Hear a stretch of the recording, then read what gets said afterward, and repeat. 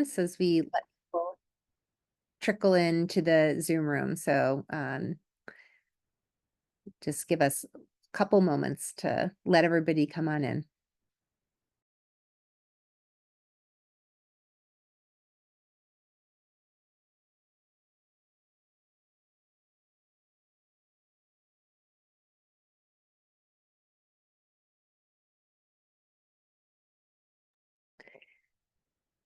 Good morning, everyone.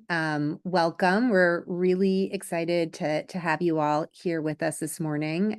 Thank you for joining us for this really exciting panel we're going to have looking at lessons from California, what states can learn about zoning for more housing. My name is Sarah Karlinsky. I'm the research director at the Terner Center for Housing Innovation, and we have an absolutely amazing panel for you here today. I'm going to go ahead and get started just introducing each of the panelists. But before I do that, we're going to really want this to be an interactive session. So if you could please put your questions in the chat, we will have time at the end to answer audience questions. So without further ado, I'm going to go ahead and introduce our panel.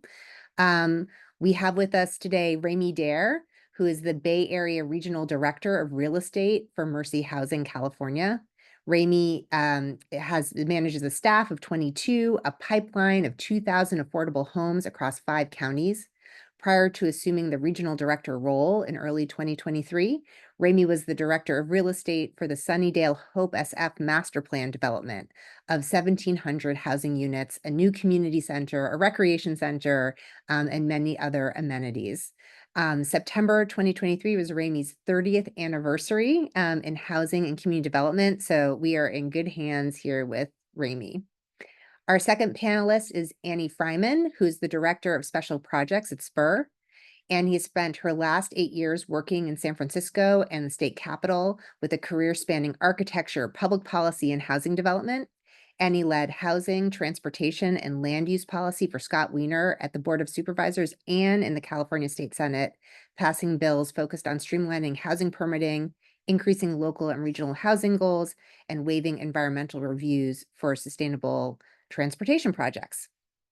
Next, we are joined by Noerena Limón, who's the Chief Executive Officer of the Casita Coalition. The Casita Coalition is a pioneering organization dedicated to tackling the national housing crisis through innovative missing middle housing solutions.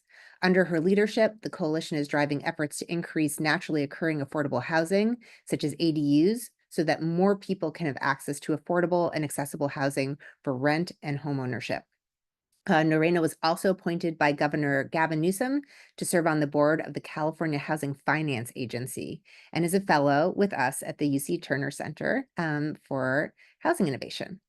And last, but certainly not least, we are joined by Steve Wertheim, who's the Senior Advisor to California Assemblymember Buffy Wicks. He has staffed several landmark housing bills, including modernizing the Builder's Remedy, the Affordable Housing and High Roads Job Act, the Tenant Protection Act, and the Bay Area Housing Finance Authority. Prior to his current position, Steve worked for the Assembly Committee on Housing and Community Development and was a long-range planner for the San Francisco Planning Department. So this is going to be, as I mentioned, an absolutely amazing panel. Colleen, could you please turn on the slides for us? Because I want to just do a little bit of framing before we go ahead and get started. Okay, next slide, please. And next slide. Okay, so I just want to talk a little bit to kind of give you all a picture of what California's planning framework is, because I think it's a really important level setting before we get into the absolute explosion of housing laws and experimentation that occurred starting in 2016. So as some of you already know, California is very much a home rule state. And basically what that means, it has to do with how powers are allocated. So the US Constitution devolved all powers that aren't enumerated in the Constitution to the states. And in California, powers that are not necessarily enumerated in the state constitution then get devolved to local government. And so basically what that means is that each local government for many, many years, as part of California's history, had near total control over the zoning and land use within that jurisdiction. So it's basically each city kind of making its own choices about zoning and the state having, relatively little to say about it. Planning was highly decentralized, and in many ways it still is, again, with cities having a lot of power to say yes or no to housing. And with all zoning decisions really occurring in majority at the local level. The other point I want to bring up is that while we do have a state planning framework for housing through what's known as the Regional Housing Needs Allocation process, for many, many years, that was just not a very strong exercise, and cities might engage in planning for a certain amount of housing, but there weren't many sticks or carrots for them to participate one way or another. And so that was relatively weak. And then the last point I just want to bring up has to do with it's a legal concept known as preemption. And everything we're going to be talking about today has to do with basically a delicate dance between kind of the power of the state to engage in kind of zoning reform and planning changes, and the powers that local governments have. And so basically state law for cities that don't have a charter, which are known as general plan cities, state law preempts local planning. And then if the state makes a finding that this piece of legislation is of statewide concern, the law also applies to charter cities, and that is known as preemption. So we're going to be talking again about this tug and push and pull between local and state, I think, throughout the conversation today. Next slide, please. Colleen, next slide, please. Okay, great. So we are trying to make this a acronym-free zone, but it's not going to happen because we are devoted and in love with our acronyms. So we're going to put all of these acronyms in the chat for you, but I just want to briefly kind of run through a couple of them because I think it'll be helpful. So ADUs are accessory dwelling units or granny flats. RENA, as I mentioned, is the Regional Housing Needs Allocation process. And so that's the kind of the state and regional planning effort to plan for a sufficient amount of housing. And that the local manifestation of that is called the housing element. That is the local plan for housing that comes out of the Regional Housing Needs Allocation process. We're going to be talking a lot about whether housing can be built by right or must it go through a discretionary process. And discretionary basically means that the decision goes before a body such as a planning commission, but by right means that a planner at a desk can say yay or nay to the housing. So that is your alphabet soup of acronyms. Next slide, please. We're also going to have an alphabet soup of bills, and we're going to be talking about each one of those. So I'm not going to go through these in much detail, but we're also going to be putting this in the chat. So very briefly, SB 828, strengthen the regional housing needs allocation process.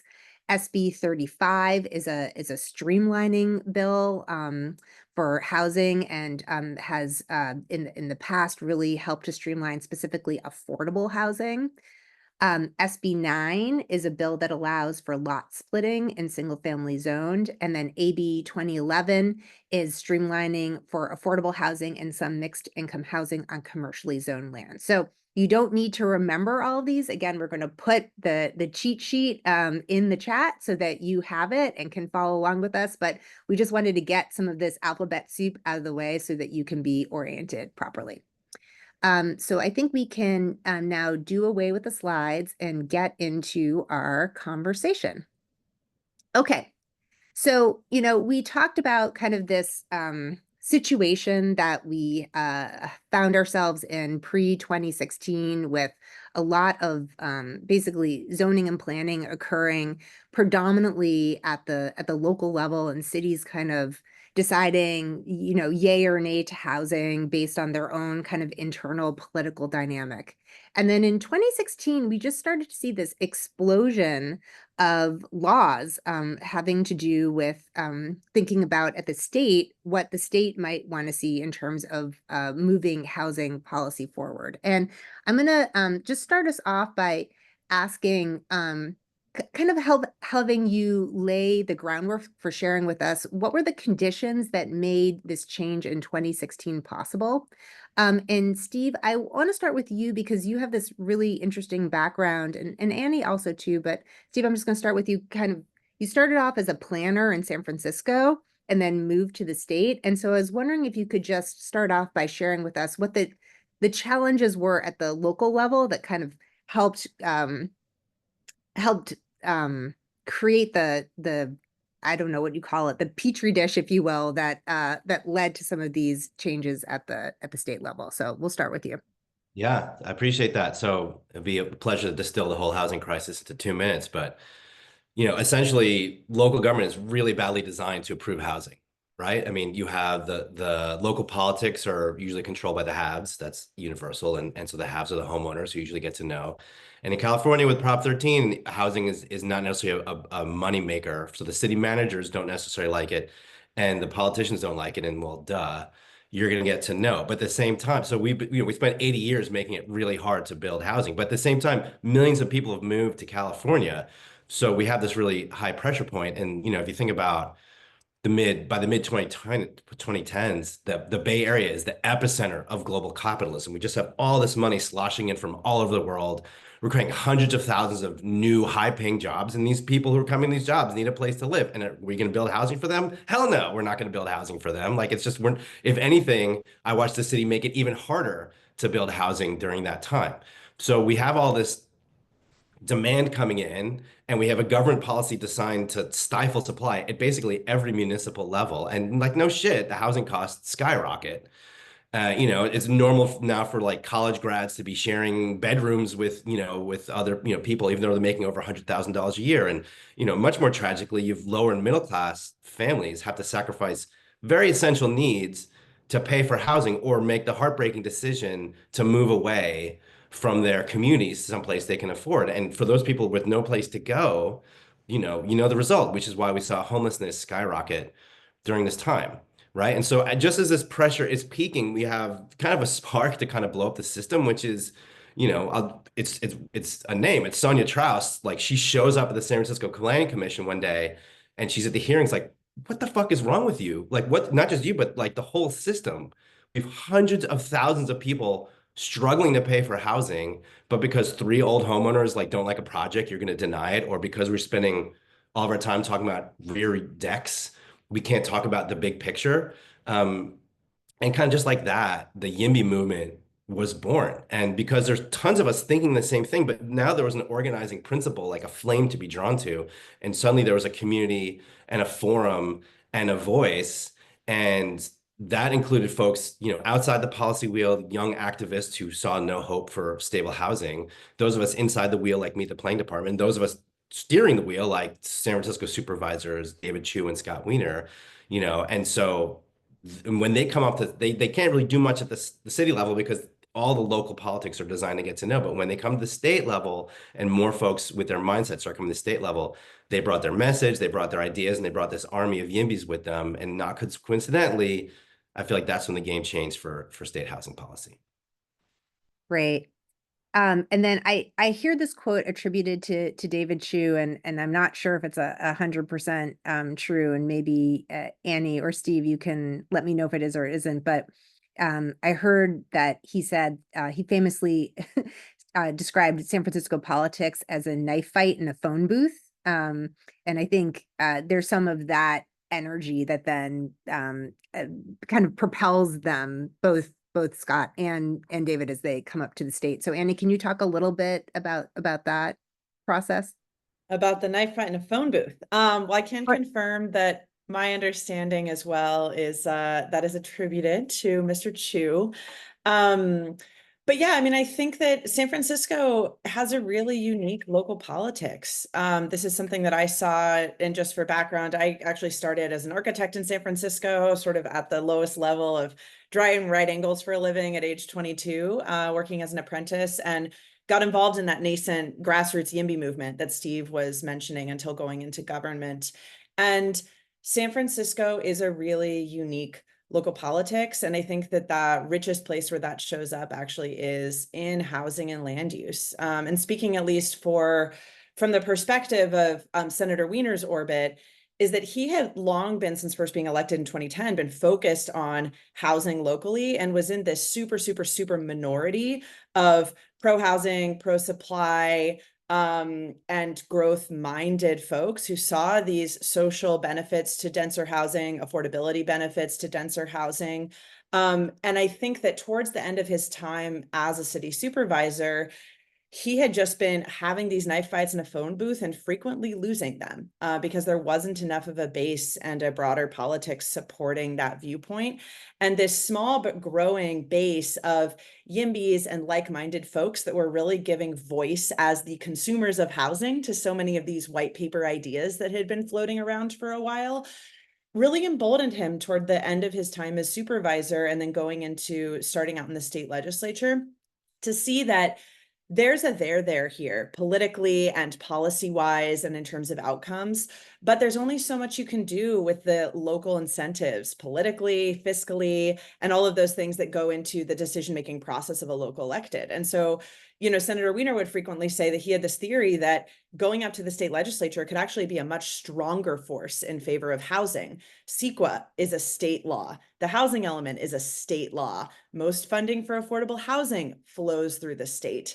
And so towards his last 6 months as a city supervisor in 2016, we were watching from our desks in City Hall, Governor Jerry Brown pushing forward this kind of crazy town at the time budget trailer bill that was make all housing in California by right. That was the bill. And it was this huge explosion, but really showed with much more clarity and crispness where those fault lines could be. And so upon being elected in November 2016 to the state Senate, his very first day in office, upon being sworn in, within hours, he submitted his first bill, which was building on and trying to refine that approach from Governor Brown. That was, what is the path for by right housing in California? And bringing this back to your original question, Sarah, I do really strongly believe that coming from this knife fight in a phone booth environment in San Francisco does really embolden a legislator and a politician who is raised in that, wrestling match to take on these really big fights that are really consequential for your constituency, but are not politically safe. They are not politically easy, and they are not immediately politically popular. And I think that that is something that David Chu has also embodied in his time throughout the state assembly as well, that, for better or worse, we complain about the San Francisco local politics, but it does really sharpen a lot of these qualities of strength and political courage that we see moving up to higher levels of government. Yeah, thanks for that.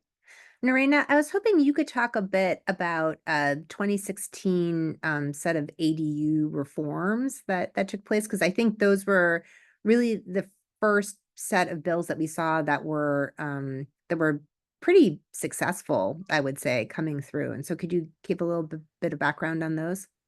Absolutely. I feel like it's like we're painting a picture and it's like, and then so yes, and then 2016 happened, and Senator Bob Wachowski released one of the major ADU bills, SB 1069, which really opened the door for today's ADU revolution, which is considered probably the most successful housing supply legislations in California.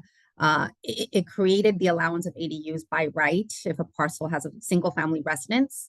And it removed the key barriers keeping ADUs from being allowed at the local level. So it reduced parking requirements. It allowed ADUs in more zoning districts. It limited local government restrictions. And so this legislation, by removing the requirement for additional parking spaces, if ADUs are located within half a mile of public transit, really were these were kind of like the major barriers that were preventing ADUs from being developed or permitted, because there were many ADUs already in the state, just not permitted or legalized. So ultimately, it was a committed group of advocates, an incremental plan, and starting with allowing ADUs in existing accessory structures that kind of set the stage for what was to come. Great. Thank you. That's really helpful. And then Annie, can you now talk a little bit about the 2017 housing package? Of course.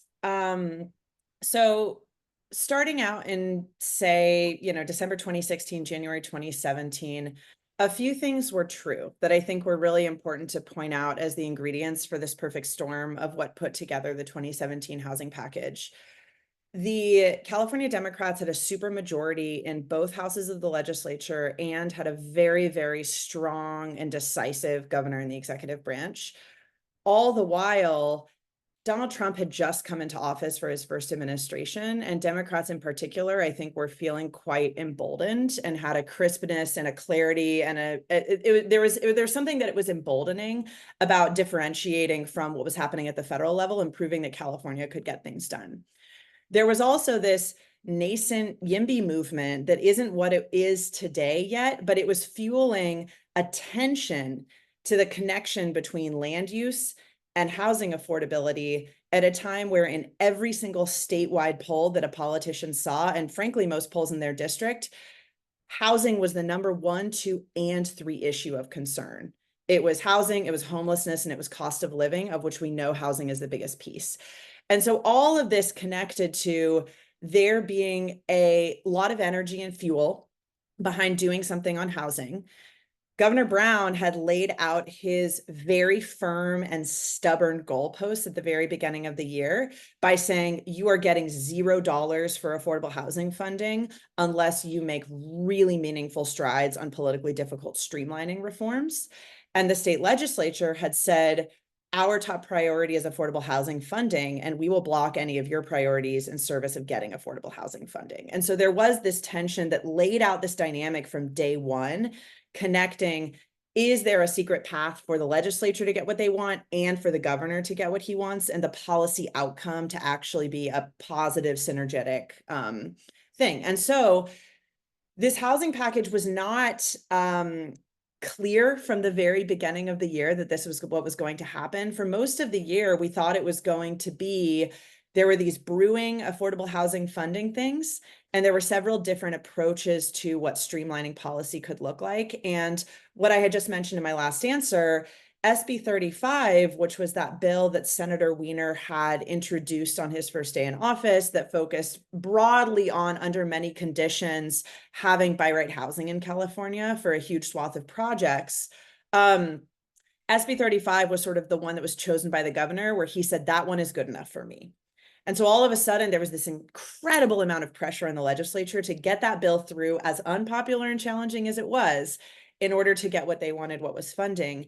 Meanwhile, just going last into this political dynamic, the governor had 2 other really, really, really top priorities that year. One was reauthorizing cap and trade, and one was passing a $52 billion infrastructure package by raising gasoline taxes in California.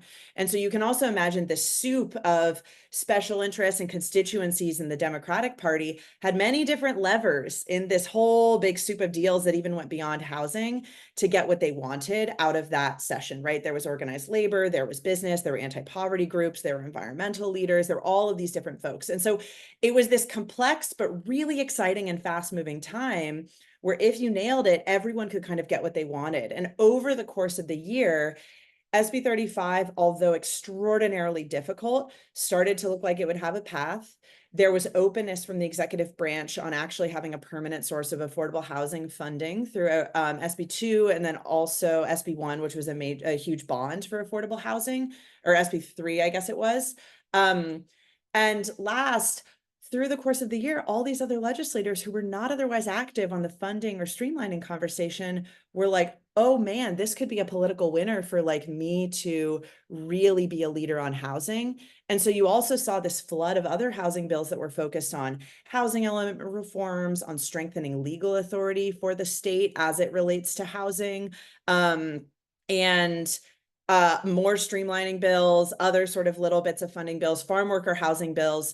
And so by the end of the year, we actually, looking back, had this really inspiring perfect storm of the political momentum was going in the right direction. The leadership was crisp and focused enough. And there were enough people that by the end of the year got what they wanted, that we tied out 2017 with a 15 bill package of housing reforms that included streamlining, funding, legal strengthening, land use reforms, ADU reforms. And it was really, I think, looking back, a huge kicking off point for so much of the momentum of the years that followed, which we'll talk through today, I'm sure. Yeah, it's really exciting to hear this history afresh. I feel like it, I'm getting excited. I'm like, oh yeah, I remember that. That was like an amazing moment for those of us who were working at the local level. We're like, wait, no, the state is doing something. It's so exciting. Well, and there was like such a huge backlog of people, people like you, frankly, who had been working in this space for so many years. And there was this backlog of incredible ideas. There was this backlog of like smart people that were really invested in this. And just kind of like the moment came together in 2017, where it was all of these many, many, many years of work. Actually, there was an opportunistic window for all of that to come together. None of these ideas were original at the end of 2016, early 2017, but the moment came together where we could actually make them happen. Yeah. Yeah. So Noerena, I want to shift to you because this is happening at the state level, but there was also a regional push to try to figure out solutions to housing in the Bay Area. And I was wondering if you could talk a little bit about CASA, that process, and the CASA Compact. Yeah, and I do want to, before I get to CASA, I do want to build on what Annie was saying in terms of what happened in 2017. I think 2017 was also the release of the color of law. And all of a sudden, zoning became a word that was synonymous with talking about racial justice. Zoning became synonymous with talking about housing reform or building more housing. So there was a lot of attention and a lot of understanding that was created because of that book. So I think that also was the impetus to like really fuel the movement. But on CASA, so CASA was that was convened by the MTC. The CASA stood for Metropolitan Transportation Commission. It's the planning organization for the Bay Area region. Sorry, I'm going to jump in on the acronym. Sorry about that. But CASA was this coalition that was the Committee to House the Bay Area. And it really was kind of the impetus for a lot of the bills that came after. From day one, there was this commitment that there were 3 Ps. It was protection to help tenants, it was production, and preservation. And what was beautiful about that was that all 3 had to work well and could not cancel each other out. I think that was the secret sauce to everybody supporting each other, where, protection, production, preservations oftentimes happen in silos, or advocacy for those happen in silos. So the agreement was that they were going to work together. For production, Denise Pinkston, which is the founder of the Casita Coalition, was the chair of the production subcommittee. And a lot of this started in 2017, but the charter was released in 2018. And they wrote these compact elements. They help write and lobby bills, including 3 ADUs per lot, multifamily ADUs, SB 330, and they basically laid the groundwork for missing middle as a case for solving the housing crisis. Great. Okay, we're going to need to move on because we are actually behind. We are quite behind. So, okay, we're going to be painting the picture. Yeah, no, it was really great. It was really great. Okay, I want to talk now about some of the most impactful pieces of zoning legislation that have come out over the last 8 years. And Noerena, actually, I'm going to start with you just to talk a little bit about ADUs a little bit more. If you could share some of the major pieces of legislation related to ADUs and just talk a little bit about just how much has come out of these pieces of legislation in terms of production. Yeah, I mean, so we talked about SB 1069 and also AB 2299, which were the bills that came out of 2016. And these were really the foundational laws that removed the major barriers. We spoke about parking mandates, in expanding zoning districts. But then in 2019, there was AB 68 and AB 881. These laws simplified permitting, limiting minimum lot size requirements, allowed multiple ADUs on single family and multifamily properties. They standardized rules across jurisdictions, making the process just predictable and efficient. In 2019, there was also SB 13, which prohibited owner occupancy requirement until 2025. This was really key, and reduced or waived impact fees for ADUs under 750 square feet. And also restricted costly infrastructure upgrades. So these changes made ADUs more accessible for homeowners. And there was also AB 671, which required local jurisdictions to plan for and encourage ADU productions in their housing elements. So to summarize all of this, these created a plug and play box that, especially the state exempt ADU, that local development standards could not preclude. This meant that for almost everyone with a residentially zoned lot could have at least one 800 square foot, 16 feet tall ADU with 4-foot setbacks, which really also we created an enforcement mechanism through HCD. All of this was critical. But I think what I want to really underscore is that the beauty of why ADU law has been so successful is the incremental nature of it. Is that little by little, we didn't know what we didn't know until we saw it happen.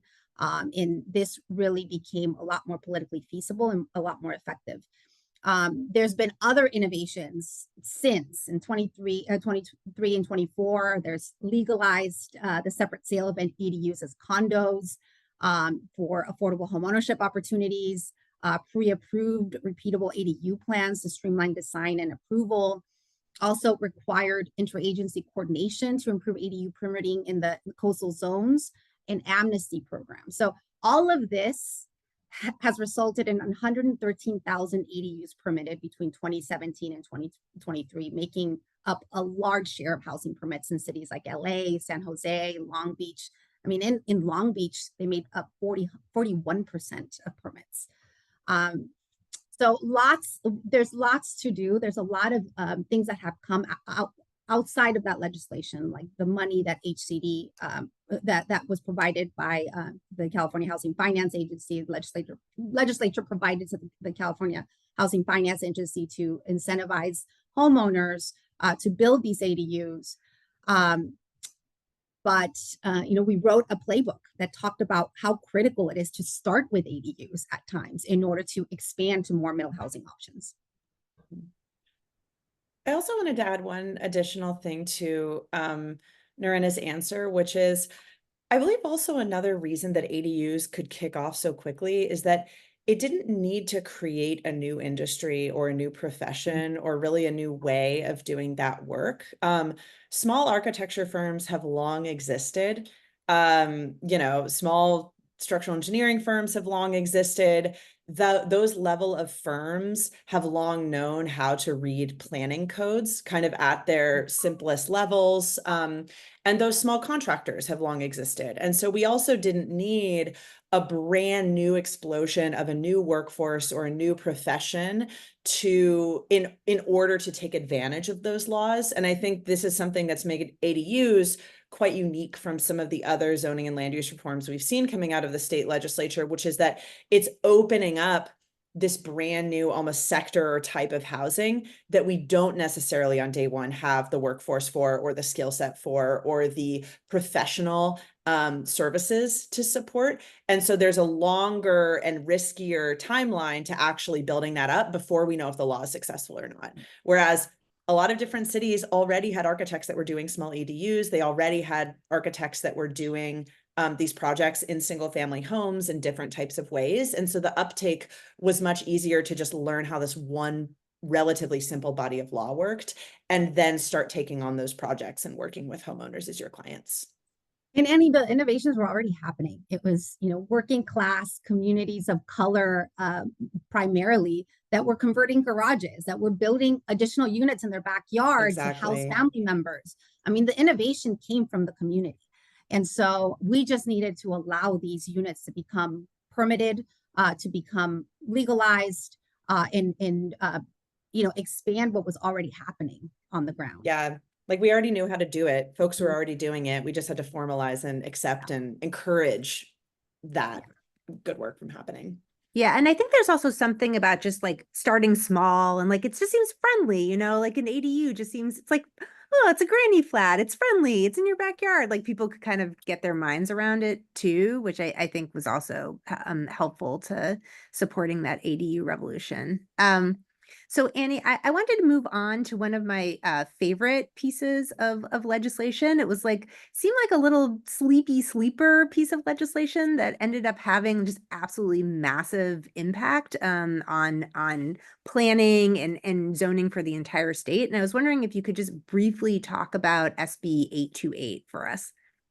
Of course. I joke that this was my nerdy dissertation of my state capitol staffing career.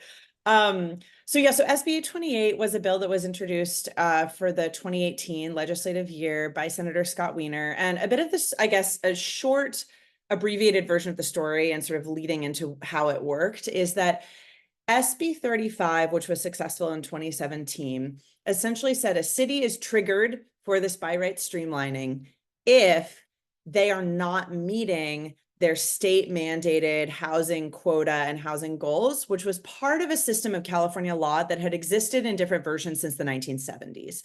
It was a pre-existing body of law. It was called housing element law, or RENA, or sort of used interchangeably about different stages of that process. And the problem with that law that had existed for over 40 years is that it was completely unenforceable, and the housing quotas were completely divorced from the reality on the ground of housing supply needs. And so we had this realization after SB 35 passed where we were like, wait, if the way to politically get that bill through was to trigger it off of where there is a determined and identified housing shortage, we need to make sure that we're calculating what a housing shortage is correctly. So that was a bit of the logic of how we connected that 2017 work to the legislative agenda for 2018. And so SB 828 was focused on how do we sort of like ground in truth and reality and what is actually happening on the ground, what is the housing shortage on the ground in each of these cities, to this 40-year-old system that says on paper what the state believes your housing shortage is. And so SB 828 was this really kind of esoteric, under 6 different onion layers of government and bureaucratic process bill that essentially rewrote the math problem for how the state government and the regional governments eventually determine how much of a housing shortage does San Francisco have? How much of a housing shortage does San Diego have? How much of a housing shortage does Modesto have? And try to ground that in actual indicators of the way that people feel a housing shortage on the ground. And so all of a sudden it said, hey, just because you're a rich city, you can't pawn off your housing obligation to a poor city. Just because you haven't had growth in your housing supply and therefore population growth in the last 30 years does not mean there's not demand for housing in your area. Beverly Hills being a great example. Beverly Hills did not have population growth for several decades. Meanwhile, their housing prices, which were already expensive, exploded as an indicator of demand. And their housing quota in the previous cycle was 3 units. Because they could say, hey, we haven't had population growth, so clearly there's no demand to live here, and therefore there's no demand for housing. A few other indicators: what is the housing cost burden, right? Like, what is the actual relationship between people's incomes in that area and the price of housing in that area? And is that really out of whack?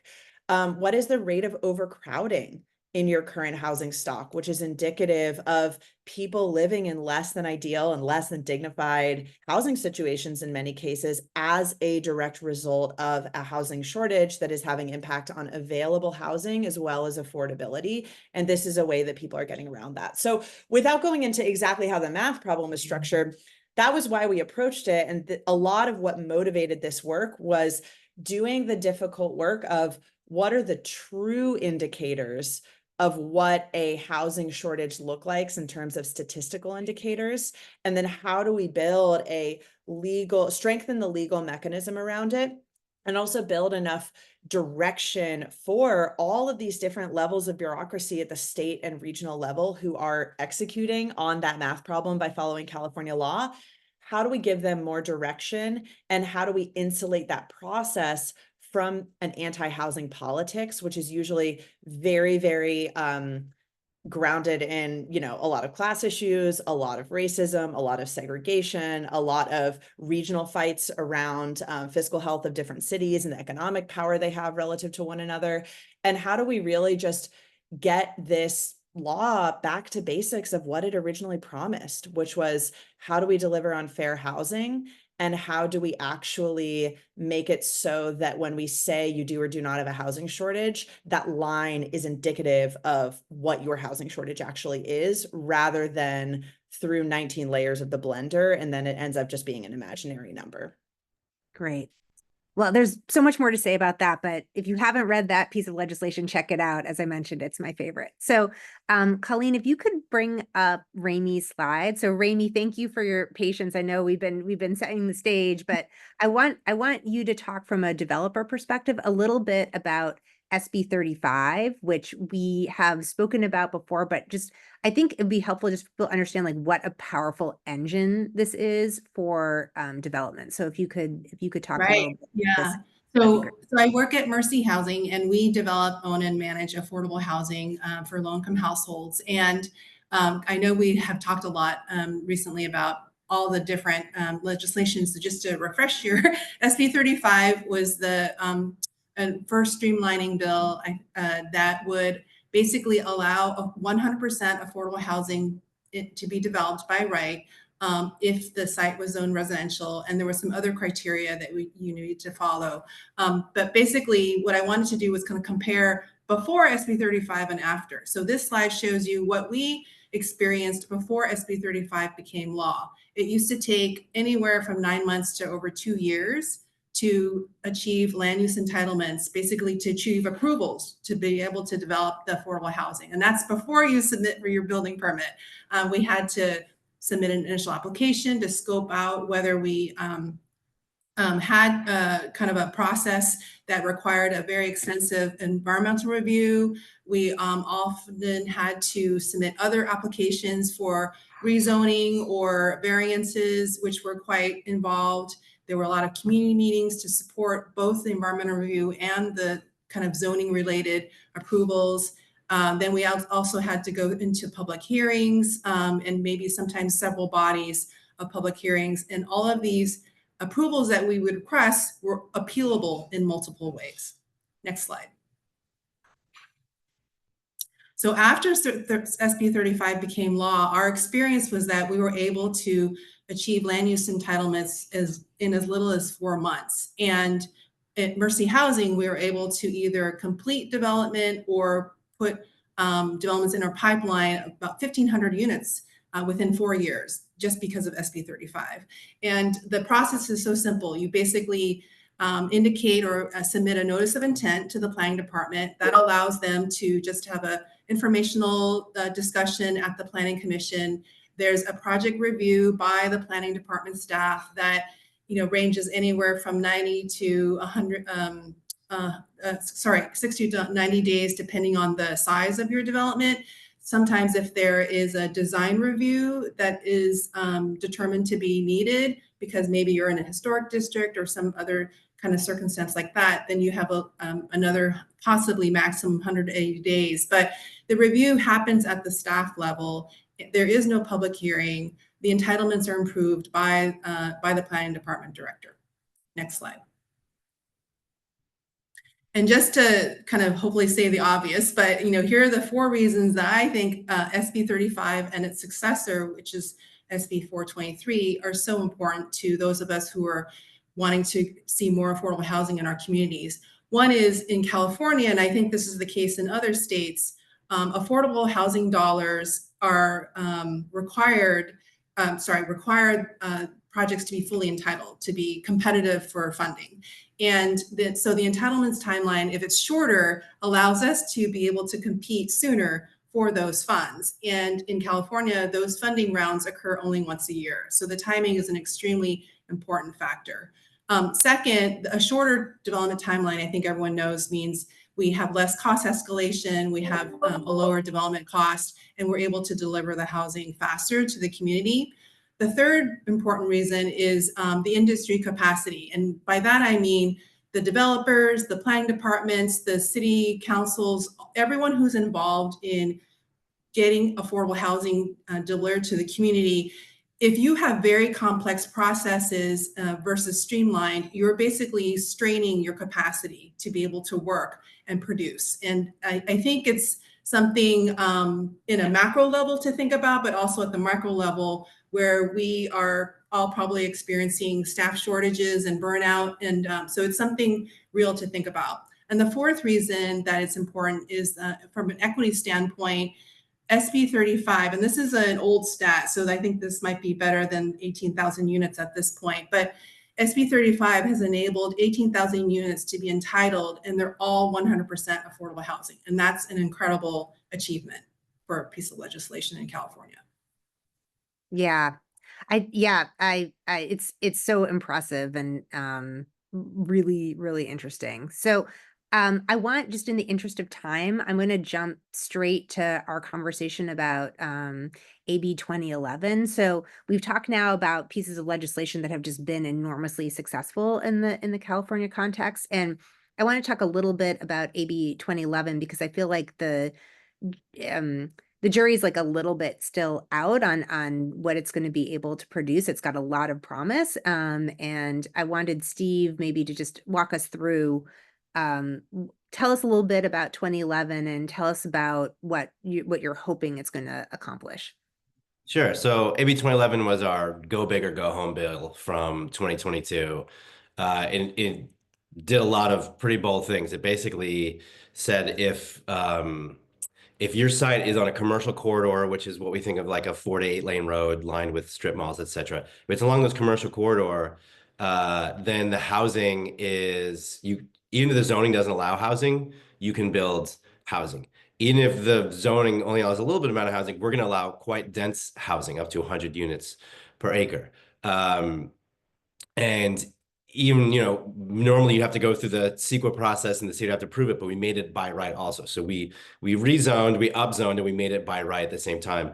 At the same time, we built in new labor standards that were unprecedented, which are basically not union-only labor standards. They're still a very high bar, and we'll talk about that, but it's prevailing wage and guarantees against wage theft, but it is not a union-only labor standard, and that was a huge slugfest to get to that point. And it also requires 15% inclusionary housing. So it did a lot of things. I'd say, the open question if it's working, I mean, maybe it is, right? It's only been 18 months since the bill has become law, and we've already seen thousands of entitled AB 2011 units, a very healthy mix of market rate projects and 100% affordable projects. We also know that the housing market kind of sucks right now in California. So we were passing the bill at one point and interest rates doubled. And that just kind of sent a lot of housing into a tailspin. But we also know that we put a lot of requirements into the bill between the labor standards and the affordability requirements that may have made economic sense when we were passing the bill in 2022, but probably don't work right now, especially in the coastal markets where we're really targeting this kind of density. And so, but revisiting those requirements that require some really difficult conversations with close friends. So we've already amended the bill once last year for AB 2243. This is one of the benefits of this work, as Noerena pointed out, it's incremental. The bills, as my boss says, go out into the wild and we see what happens, and we come back and amend them as necessary to see what works. So we're keeping our eyes on that, but I think moving forward, one of the big things we need to do in the state is to the degree we've as addressed as the zoning issue is work on costs, but all the places we can cut costs, whether it's from the wages or the affordability or the building standards, those are really challenging places because they're all really well-meaning and good ideas, but they drive up the cost of housing a bunch. And I'll also just contrast, like, I think that Steve's point about the time in the where we were in the housing market and the realities of construction when AB 2011 passed, I think is a really important note to keep in mind when determining the medium to long-term efficacy of a bill like 2011. SB 35 became operative when the construction market was actually relatively healthy for California. Interest rates were low. We were seeing a lot of housing development relative to now. It was pre-pandemic times for those of us that can remember that. And AB 2011 had a completely opposite reality that it was walking into. And so sometimes it's hard to run that controlled experiment of how successful is something purely based on how many units are permitted through that bill within 18 months of it passing and how many of those permitted units quickly turn into construction. But policy isn't always touching on some of these bigger and much more powerful macroeconomic factors. And so we also need to be realistic about which of these are within the realm of good or bad policy and thoughtfully crafted policy, and which of these are within the realm of the global price of steel and the interest rate environment coming out of Washington, D.C. And that's something that I think is often challenging for those of us working in this type of land use policy, is because that feedback loop isn't a perfect controlled experiment every time a new bill passes. Yeah, I think that's a really important point. I also wanted to ask Ramie to talk a little bit about her experience with AB 2011, because as I understand it, you guys went back in and re-entitled a project. Is that correct? Can you share about that? Yeah, we have a development that we have proposed about 100 units of affordable senior housing, and the site before AB 2011, the site still is zoned office administrative and professional, and so it didn't allow for residential use, and so our 100 units were basically SROs and didn't have kitchens. And after AB 2011 passed, we realized that we had the ability to revise our drawings just a little bit and submit those with an AB 2011 application to the city. And within 3 or 4 months, we got approval for like 100 apartments with kitchens and just full apartments, which allows those seniors to age in place a little bit better than if they were living in an SRO. And so it gives us a better product, and it also enables us to be eligible for a specific senior funding program that we weren't eligible for before. So I think I totally agree with Annie's point about kind of how you gauge the success of legislation is dependent on kind of the production.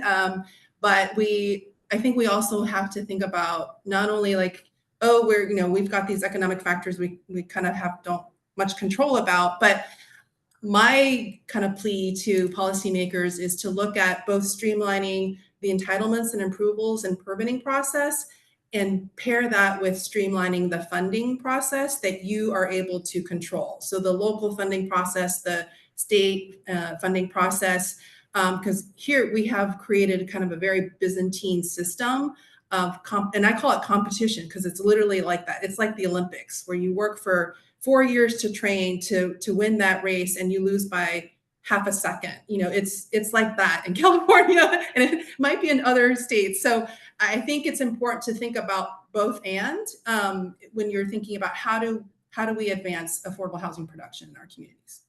Great. All right. Well, thanks to everyone who's put some questions in the Q&A, and we're going to try our best to do a lightning round and get to at least some of them. So Katie asked about office conversion to affordable housing. And I'm wondering, maybe Steve, maybe I'll put that to you. Do you see any legislative action around this idea of supporting office conversion to affordable housing? Yeah, for sure. I mean, AB 2011 is, you can do conversion. It doesn't have to be ground up, for example. Matt Haney passed a bill last year that allows that as well. So I'll defer to Ramie on the economics. Our sense is that the economics are pretty terrible, except in very boutique situations. But whatever, it's, since we're in a yes and position in the housing crisis, if someone can do it, we can. So it is by right. Great. Steve, you also got a question about the bill that amended AB 2011. Can you just say what that bill number is again? Sure. AB 2243. Okay. Stephanie asked a really interesting question, which I'm going to rephrase slightly. So she asks about the fact that we keep requiring inclusionary zoning or income restricted units as part of the process to speed up entitlements.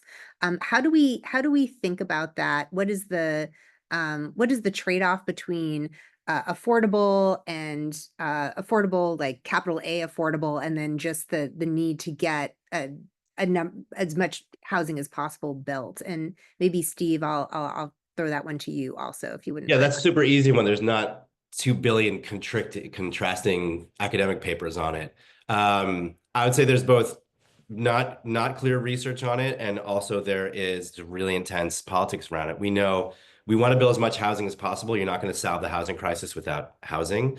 We also know we need as much affordable units as possible. That's where the real demand is. We know we don't have enough funding, sadly, to fund all the affordable housing we need. So we turn to inclusionary housing as one mechanism to build out that portfolio really quickly. We also know that, taxing market rate housing basically by essentially making it subsidized affordable housing is really difficult way to get a market rate housing built. So, and we also know that there's a lot of talk around displacement and new market rate housing pushing people out of their neighborhoods. And so what's the right sweet spot in terms of making sure there's enough affordable units to counteract the displacement? And it's a hot mess politically and policy wise. It's really not clear what the right answer is. But that's just how messed up our housing market is we're making these really difficult trade-offs. Annie, did you want to say something? Did you come off mute? Yeah, I think just to additionally frame Steve's comment, the environment that we live in California and so many other states in the US is such an environment of scarcity when it comes to resources for affordable housing and overall housing supply. And inclusionary is one of the imperfect solutions we've come up with for a really horrible reality of that scarcity. I have yet to meet someone whose perfect utopia is funding affordable housing exclusively through inclusionary housing. I think we all have a better vision and utopia, and that's also not the world that we live in right now. And so one of the things that I've just observed over the many years of the difficult politics of inclusionary is that we don't yet have a better answer for solving this problem that all of us here in a Terner Center webinar agree on, which is that there is not enough affordable housing, and overall housing affordability is a huge challenge to most households. And so it's, of the millions of imperfect solutions to address that reality of scarcity, inclusionary is one that is clear and has precedent. And so it has become that much more precious because we don't have a lot of much better, much more viable short-term answers to that difficult problem. And it's a difficult one politically because there are huge trade-offs to it. And there isn't something super accessible that is able to be offered as a substitute in most cases. Yeah, it's tricky. Thank you both for answering that. So this is going to be the last question, and it comes from Matthew, who works in the Sacramento Valley and the San Joaquin Valleys. And he talks basically about all the things that they've done right. They've removed regulatory barriers. They have low impact fees. They have CEQA streamlining. They've got all the things, but they're still not seeing a lot of construction, and that has to do with construction costs relative to achievable rents. When you're thinking about reducing cost, what are some of the strategies that you're looking at? I mean, he cites offsite manufacturing, expanding the pool of construction labor. How are you thinking about, we can have all the zoning reform in the world that we want, but if we can't control costs, it's still going to be a problem. And actually, Ramie, I was wondering maybe if you wanted to talk a little bit about that, because I'm sure you've thought a lot about things from the cost side. Yeah, that's definitely a big question of ours constantly. And, we have completed, like, I think 4 modular projects statewide. Like we're trying to get at the same question that your questioner posed. So yeah, innovations and really thinking more about the design. If it's not a modular development, thinking about the design process as well as the design approach to really push down those hard costs. And the streamlining, as we discussed before, the streamlining of any process is going to be helpful to lower your development costs. So kudos to you who are doing all that. All right. Well, we're right at the end here. I just want to thank all of you so much for spending the hour with us and sharing your knowledge and your expertise. We had a couple of comments in the chat. Well, this is great, but it's too short. We need to learn more. Let's do it again. So, to that commenter, maybe we will. It's been amazing, and we didn't even cover some of the things we wanted to cover, but I just am appreciative of all of you for all the work that you do and for sharing your time and your energy with us. And there's a link in the chat for information about how to get Turner Center's latest research and subscribing to our newsletter. And yeah, I just want to thank all of you again, and have a great rest of your day. Thanks, everybody. Okay, bye-bye.